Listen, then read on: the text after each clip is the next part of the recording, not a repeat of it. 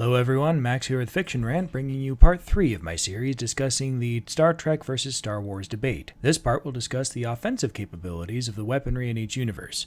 I'll reiterate right now that this is Star Trek the Federation as of the Dominion War versus the Galactic Empire as of Return of the Jedi.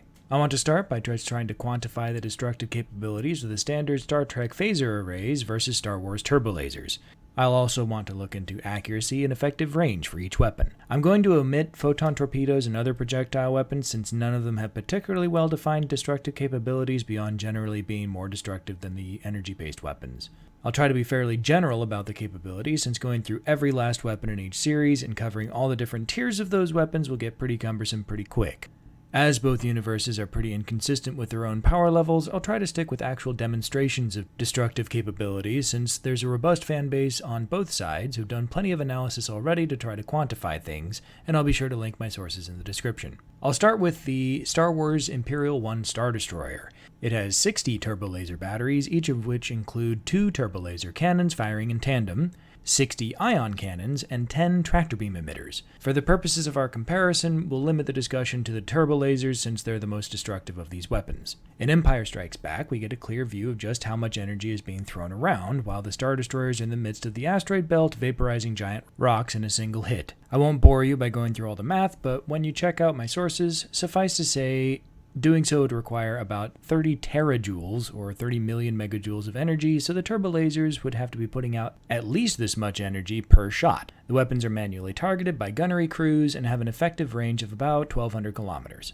A couple takeaways from this are that while in range, a Star Destroyer can throw around a lot of destructive energy pretty quickly if they open up with all 60 turbolaser batteries along with everything else. Importantly, the accuracy of these weapons is entirely dependent on the skills of the gunnery crews, and I should also note at this point that turbolasers aren't lasers. The bolts have a distinct, relatively slow travel speed, and certainly don't travel at the speed of light like an actual laser would. What's really going on is that Tabana gas, the stuff that they mine at the Besman Cloud City mining colony, has a bunch of energy crammed into it and then they fling the highly energized blob of gas at their enemies. This means that hitting small targets like starfighters is really difficult, which is why, for point defense purposes, regular non-turbo lasers are used since they can fire much faster but don't hit nearly as hard. The range limitation also means that really, Star Destroyers are basically set up to behave like old clipper ships from back in the day, where you'd get up close to your enemy and then broadside them, as opposed to staying back and sniping, as demonstrated in The Last Jedi, where the entire First Order fleet had a hard time hurting their massively outmatched rebel enemies due to distance, and thus ended up spending hours just hurling bolts at long distance that really didn't do any damage. Next up, we'll look at Star Trek phasers.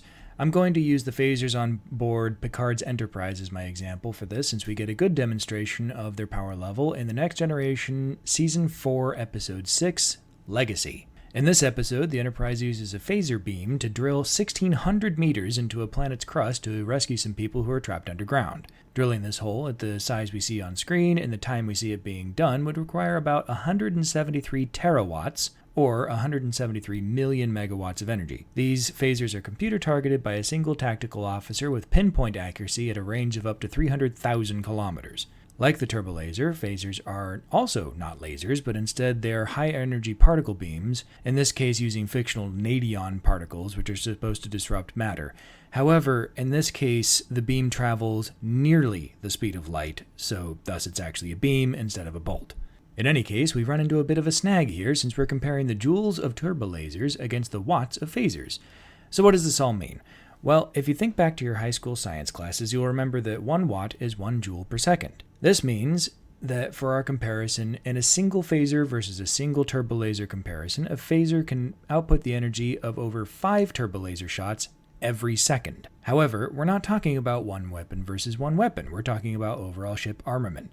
Generally in Star Trek, you only ever really see one phaser beam being fired at once, whereas the Star Destroyer should be able to fire with most, if not all, of its 120 turbolasers at the same time. And they can refire approximately once per second, giving the Star Destroyer about 12 times the total firepower of the Enterprise, if we only count these weapons, and so that's not including the ion cannons. Next, we need to take a quick look at the weaponry for the ground forces. Stormtroopers from Star Wars carry the E-11 blaster rifle, and Starfleet typically uses phaser rifles. Both factions, of course, have heavier weaponry, but these should give us a good baseline.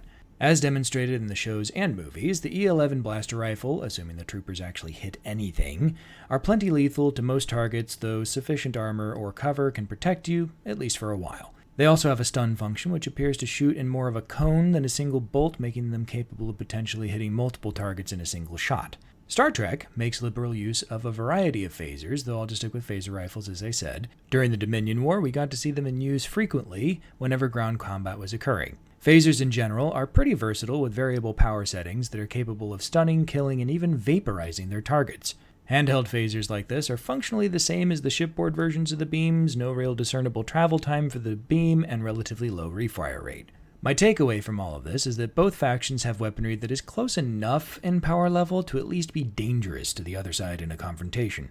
Federation weaponry appears to be more deadly than Empire weaponry, but the Empire seems to err more on the side of quantity over quality in most situations, so while a phaser array is more powerful than a turbo laser, the Empire crams so many of them onto their ships that in terms of overall firepower, I think an Imperial 1 Star Destroyer can outgun a Galaxy-class starship. The weapon advantages that the Federation holds are both in accuracy and effective range. Shipboard phasers can accurately hit targets up to 300,000 kilometers away, whereas turbolasers are really only effective at targets up to 1,200 kilometers away, and even then the accuracy is dependent on the skill of the gunners since the turbolaser batteries aren't generally computer-controlled. They can be, of course, but it seems that skilled gunners are more effective than computer-controlled weaponry. The ground-based comparison is much closer, at least as far as infantry weapons are concerned. Both phaser rifles and blaster rifles are plenty lethal and can refire at approximately the same rate. Accuracy for both is limited by the user, and range is limited by the user and the terrain, so there's really no advantage there, aside from a slight edge for phaser rifles since the beams travel near instantly, so nobody should have to lead their targets like stormtroopers would have to with their blaster rifles. The biggest advantage that the Empire holds in the ground warfare realm is the things that the Federation simply doesn't have.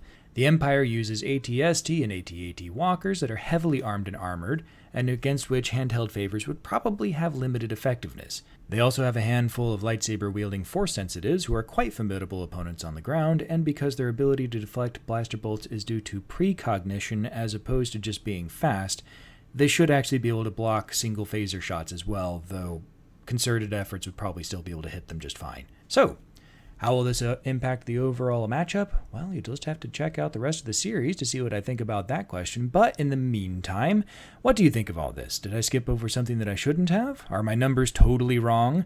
Please comment below and let me know what I missed. Until next time, live long and prosper, and may the Force be with you.